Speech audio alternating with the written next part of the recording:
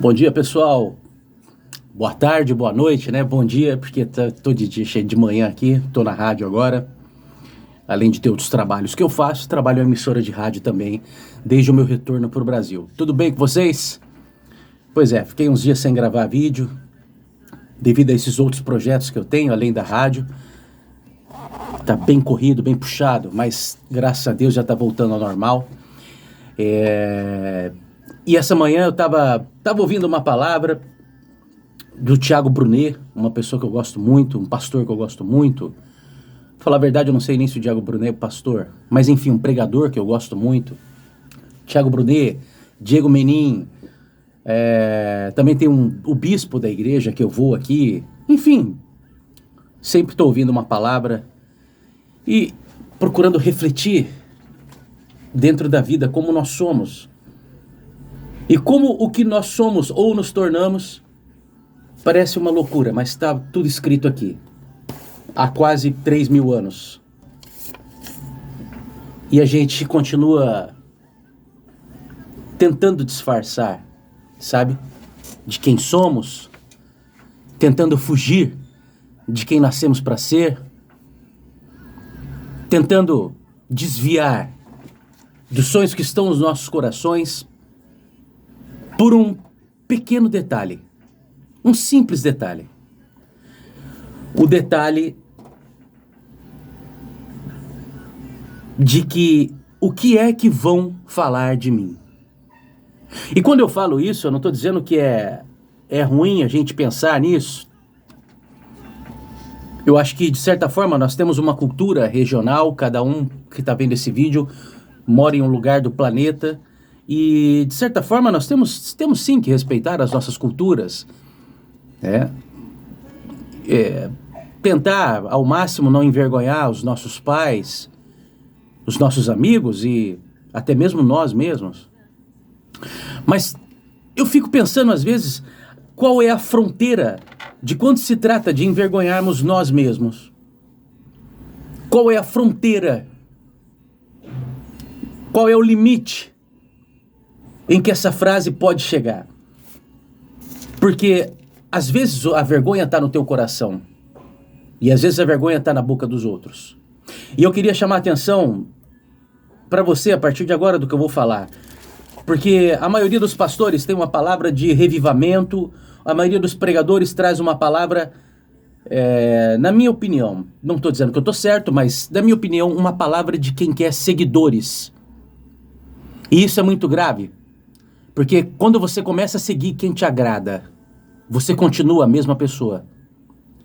E aí eu acho que se você continua a mesma pessoa, se você não consegue pegar esse dedo e virar ele para você, isso sim é uma vergonha. Isso sim é uma vergonha.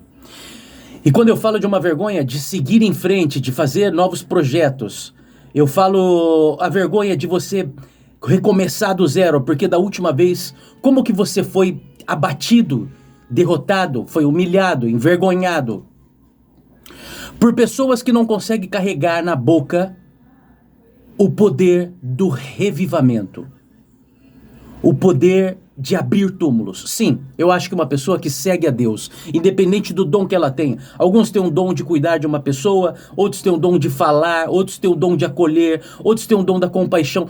Enfim, são vários dons. Você pode pesquisar isso aí, pedir para Deus mostrar para você qual é o seu dom. Mas eu acredito que quando uma pessoa segue a Jesus, ela tem, independente do dom, ela tem a obrigação de abrir um túmulo, de ressuscitar uma alma. Eu já viajei o mundo, alguns de vocês sabem disso, já fiz vídeos em caminhões, fui caminhoneiro na Europa, e eu conheci muitas pessoas de várias religiões, como sou uma pessoa, antes de eu viajar para o exterior, sempre fui do rádio, uma pessoa, vamos pensar assim, com uma facilidade, um pouco talvez, mais, um pouco, uma facilidade maior de comunicação. Então acabava fazendo as perguntas, me aprofundando dentro das conversas, claro, sem julgamento, só a nível mesmo de conhecimento. E eu cheguei à conclusão, que eu vou reforçar o que eu acabei de falar para você sobre o revivamento. Várias religiões do mundo conseguem te trazer a, a, a consistência ou a fé para você arrumar um namorado, para você arrumar um trabalho, para você comprar uma casa, para você fazer uma série de coisas que talvez você nem precise de religião para fazer isso. Basta manter uma constância e uma disciplina que você já consegue, como, por exemplo, comprar um carro. Mas cada um tem as suas dificuldades. Eu não quero entrar exatamente com muitos exemplos, porque pode se tornar um julgamento e não é essa a minha intenção. Mas aí eu cheguei à conclusão que somente o cristianismo é capaz de ressuscitar uma alma. Sabe, ressuscitar uma alma não é ressuscitar de uma tristeza. Ressuscitar uma alma é literalmente alguém que estava com a alma trancada dentro de um túmulo, que já não tinha mais graça na vida. E se você não consegue ver a graça da vida, provavelmente você se sente abandonado por Deus. E olha só onde eu vou chegar antes de eu ler para você Eclesiastes 11. Não esquece de curtir esse vídeo, compartilhar. Existem pessoas, talvez essa mensagem não te cause nenhum impacto nessa fase que você está na vida, mas existem pessoas que precisam ouvir isso. Existem pessoas presas em túmulos, presas em correntes, e você vai estar ajudando essa pessoa. Então curte, compartilha. O YouTube vai entender que isso é relevante. Quanto mais curtidas tiver, o YouTube entende que é relevante e passa para os outros. Então, quando você está preso dentro desse túmulo, você está preso dentro dessa situação, você perde a graça da vida. O que é a graça da vida? É a graça de Deus. Você perde a graça de Deus quando você entende que você não depende dele. Aí vem o que eu já fui na vida, inclusive. Então tem que depender, que Deus é esse que tem que depender. Olha só, a dependência de Deus é um dos maiores privilégios que temos na vida. Quando você ouve o versículo de que adianta ganhar o mundo e perder a sua alma, é justamente encontrar a alma dentro de um túmulo. E aí você está dentro de um jato particular, você está dentro de uma mansão, você está com o homem rico que você queria, ou com a mulher mais bonita do mundo que você queria, mas você não vê graça mais na vida. Porque quem pode te dar a graça é só Deus. Quando Ele te dá a graça, você consegue enxergar os mínimos detalhes ao teu redor e começa a ver os milagres, o que você chama de micro milagre ou de pequenos milagres. Você começa a entender que são os verdadeiros milagres. Eu vi uma pessoa, eu não lembro quem foi essa pessoa, mas isso não é frase minha, tá na internet. Uma pessoa perguntando assim: se você ganhasse R$1 milhão hoje, você ficaria feliz? O que você faria? Aí responderam: eu ia gostar, eu ia ficar feliz, eu ia começar. E se você ganhasse R$10 milhões nessa manhã? Com certeza, eu ia gostar, eu ia ficar muito feliz. Mas e se eu te desse uma condição? Eu te dou esses 10 milhões, mas amanhã você não acorda. Não, eu devolveria. Então acordar é mais importante que 10 milhões. Seja reais, dólares, eu não sei onde você está. Mas 10 milhões é 10 milhões em qualquer lugar do mundo, meu amigo. Então, quando você consegue quando você tem a graça de Deus no teu coração, você consegue enxergar isso. E é chamado de louco. Porque você consegue, dentro da graça de Deus, você cria uma empatia tão grande que você tem o poder de se imaginar. Algumas pessoas já perguntaram para mim, quando você fala de reavivamento da alma, ressurreição da alma, a sua alma já esteve morta? Eu não sei, sinceramente. Eu acredito, eu consigo colocar em palavras o que eu vou te falar agora. Eu já tive muito triste, e dentro daquela tristeza, eu consegui lembrar de pessoas que se declaravam com depressão, e consegui lembrar de pessoas que tentaram suicídio. E eu falei, nossa, então o que essa pessoa sentia era muito maior que isso que eu estou sentindo, porque eu não tenho essas vontades. Então quando você é abençoado com a graça de Deus, você é abençoado com uma empatia. Algo tão poderoso que pode colocar você no caminho que você sempre sonhou. Porque quando você tem a empatia, e ali voltando ao discurso de que você fica ouvindo pessoas que, mas você, porque fizeram com você, olha o que fizeram com você, e livra você de tudo que você fez. Não está ensinando você a ser empático. Não está ensinando você a olhar para tua boca e dizer para o teu passado, poxa vida, eu errei, cara. Eu achei que eu estava indo no caminho certo, eu achei que eu sabia escolher, eu achei que bastava ser forte e consistente, mas não, eu catei o caminho forte e consistente e eu cavei um buraco com uma força e uma consistência que eu não conseguia mais sair de dentro dele. Deixa eu só ver, daqui a pouquinho tá o horário de eu bater o cartão. Então, deixa eu falar uma coisa para você. Começa a olhar a palavra de Deus para você, apontando o dedo para você. E começa a focar em um versículo que é um dos mais poderosos, na minha opinião, da Bíblia. Porque a Bíblia te ensina a como vencer. E a ser derrotado também. Provérbios 18, 21, na Nova Versão Internacional. A língua tem o poder da vida e da morte. Quem a ama comerá do seu fruto. Na versão Almeida, revista e atualizada, mesmo provérbio, 18, 21. A morte e a vida estão no poder da língua. O que bem a utiliza, come o seu fruto. Eu quero falar para você que talvez você esteja numa fase muito ruim, ou talvez numa fase muito boa, para você tomar cuidado com a tua língua, porque talvez você esteja passando por uma fase ruim, porque veio a soberba, veio a arrogância, achou que a fase era infinita. Do mesmo jeito que quando a gente está arrasado, acha que a fase é infinita. Nenhuma fase é infinita. Nem a prosperidade e nem a falta dela. Então eu queria te pedir, nem venha para esse canal se é para você aumentar a tua autoestima, cara. Eu acredito que você aumentar a autoestima de verdade é você colocar o dedo na tua cara e dizer, ei, fecha essa boca, pare de julgar as pessoas, pare de falar mal das pessoas, pare de achar que você é superior às pessoas, porque você não é melhor que elas. E se você olhar o lado bom da Bíblia, quando eu falei, ela te ensina a ser sim vitorioso, mas também te ensina a ser derrotado, tá tudo ali. Olha pro lado bom. Olha só que chave maravilhosa, tá bem clara. A morte e a vida estão no poder da língua. A morte e a vida, esquece a palavra morte agora. Sabe quantas pessoas passaram pelo teu caminho ou vão passar pelo caminho e você vai colocar palavras de morte no caminho dela? Colherá o seu fruto. Muito cuidado com a sua boca, muito cuidado com as coisas que você fala, porque ali fala que você vai colher o fruto dela, não é a pessoa que você amaldiçoa que vai colher o fruto. Não está escrito ali, a morte e a vida estão no poder da língua, quem a utiliza fará os outros comer o fruto dela. Vai fazer você comer o fruto dela. Vai fazer você comer o fruto dela. E por essa vaidade, por esse orgulho, por essa soberba, por uma série de pecados que se encaixa nisso daí, por se sentir autossuficiente, por um pequeno momento de glória da tua vida, você começa a escrever a vergonha do teu futuro. Porque é uma fase, irmão, irmã, é uma fase.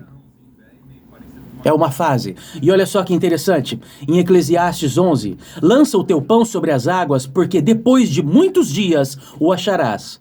Reparte com 7 e ainda com 8, porque não sabes que mal haverá sobre a terra.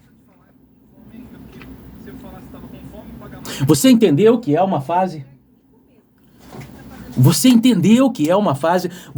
Olha, o que você tiver, não seja orgulhoso, reparte com os outros. Reparte com 7 ou 8 se você puder, porque você não sabe o que está por vir no teu caminho.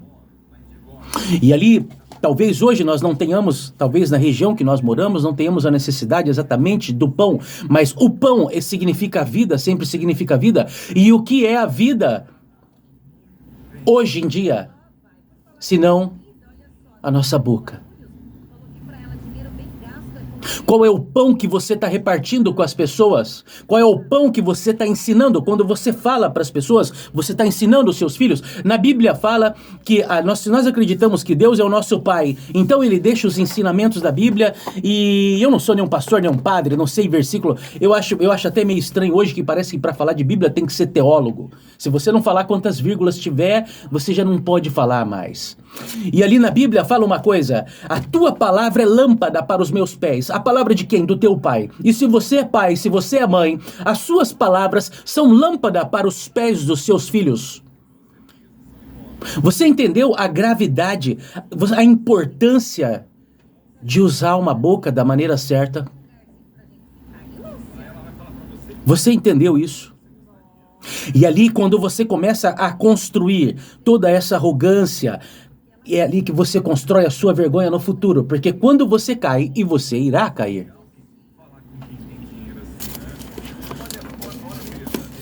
Porque não sabes que mal haverá sobre a terra. E cair é uma coisa normal, gente.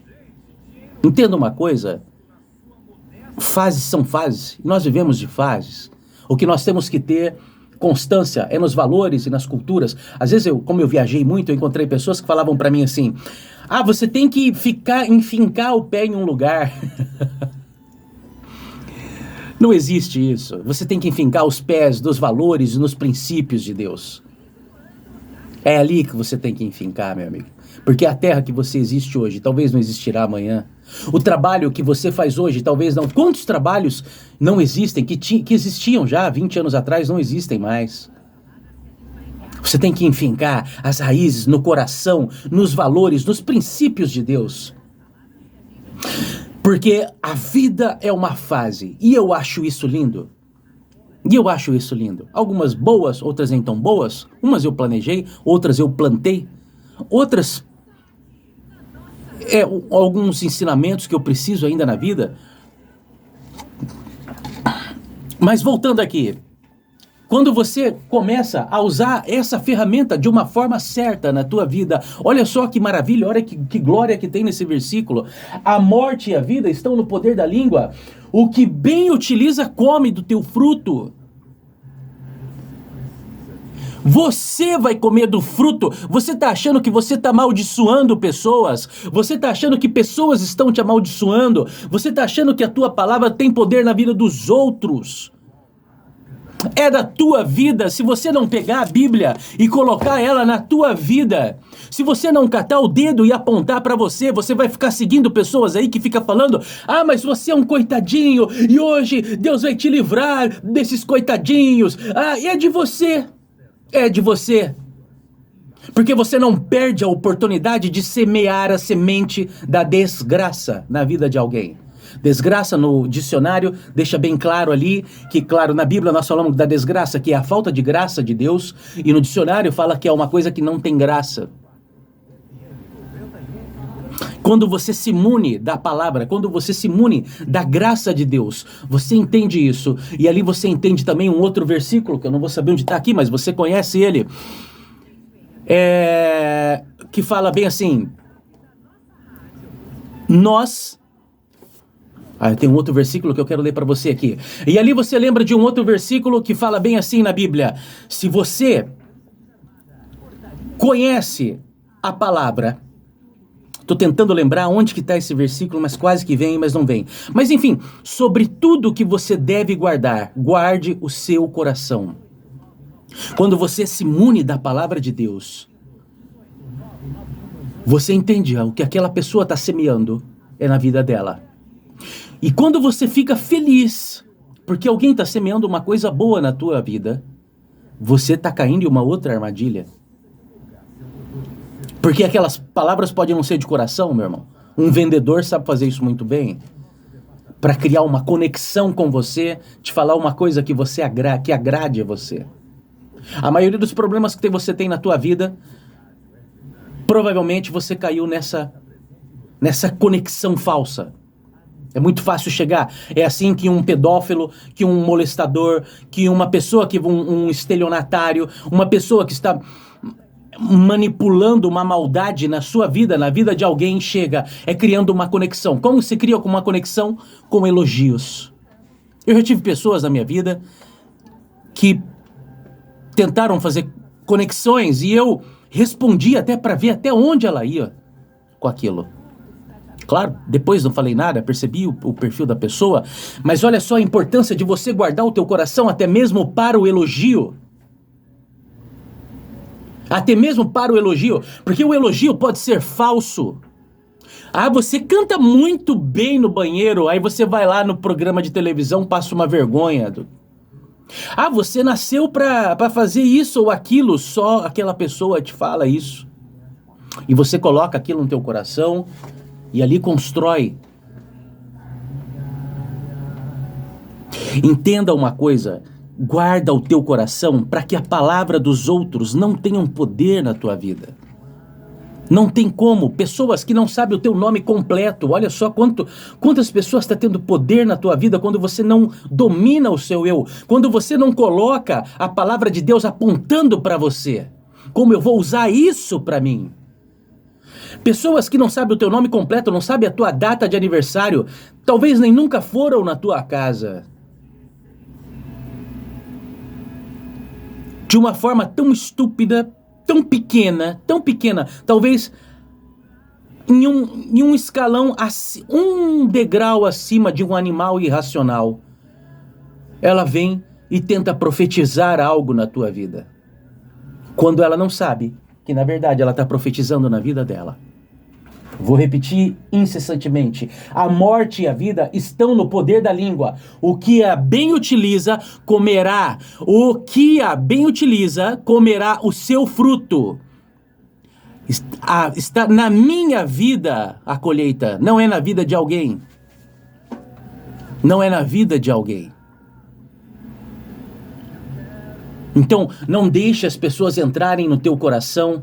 Não deixe as pessoas que nem fazem parte da tua vida. E pior, mas ela é mãe, foi a minha mãe que falou, foi o meu pai que falou. Coloca uma coisa no teu coração. Eu vou te dar o exemplo usando para mim aqui. Amo minha filha de paixão. Eu nunca tinha provado um amor desse, de ser pai. Que na verdade quando eu fui pai, aí eu entendi mais ainda Deus. Porque o amor dele ainda é muito maior que isso. Então, eu não sou pai, o verdadeiro pai da minha filha é Deus. Eu sou o homem que ele escolheu para cumprir um propósito na vida dela. A pessoa que te amaldiçoou, a tua mãe, o teu pai, o teu irmão, o teu vizinho, o teu marido, seja lá quem for, são só pessoas que passaram para cumprir um propósito na tua vida. Alguns deles de ensinamentos. Você precisa entender que você tem que aprender ainda. E é estranho que a pessoa que não quer aprender de jeito nenhum, ela tem a capacidade de falar, eu tenho que aprender mesmo, não ficar com esses pilantras, com esse sei o que lá. Aí daqui a pouco está envolvido num outro casamento do mesmo formato. Conheci uma história uma vez de uma mulher próxima de um grupo, que ela ficou 20 anos com um homem, e esse homem batia nela, ela aguentou, depois de 20 anos ela se separou, ficou um tempo solteira, se refez, se reconstruiu, arrumou um outro homem, agora era o homem da vida dela. Essa história é real, tá? Essa história é real, não é uma parábola para você entender. E ali, depois de 1 ano, 2 anos, ela começou a apanhar do segundo marido.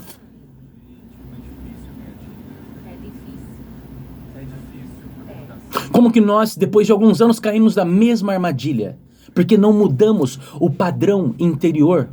Não aplicamos a palavra em nossa vida. Sempre olhamos e falamos assim, você tem que tomar cuidado com a sua língua. Porque, ao invés de falar assim, olha, você me machuca quando fala isso, fala pra você mesmo, não precisa nem falar pra ela. Eu não vou ficar mais perto dessa pessoa, porque eu quero blindar meu coração. E eu tenho o poder de me retirar. Esse é o único poder que você tem na vida. E é um dos poderes mais poderosos, eu diria, de se retirar. De colocar cargos e tirar cargos da pessoa. Problema do brasileiro, um dos problemas do brasileiro, é dentro dessa história toda que eu estou falando, criar conexões sem avaliar se as pessoas merecem essas conexões. Se nós dividirmos tudo por conhecido, colega e amigo, fica tudo mais fácil. Um conhecido é a pessoa que eu só sei quem é. Eu não pego dinheiro emprestado com ela, eu não tenho contato com ela, eu só sei quem ela é. O colega é o colega de trabalho, cara.